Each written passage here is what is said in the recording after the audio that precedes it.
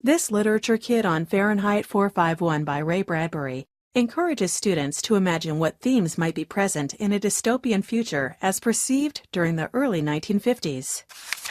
55 pages chocked full of before-you-read worksheets for each chapter section, along with vocabulary prompts to prepare your students for the reading, with rubrics, teacher guide, and author biography.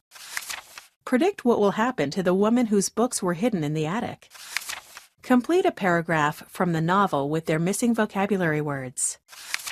Answer multiple-choice questions about the character Faber. Students reflect on the women's discussion of the two presidential candidates and whether a person's name and appearance plays any factor in today's politics. 6 additional writing tasks follow.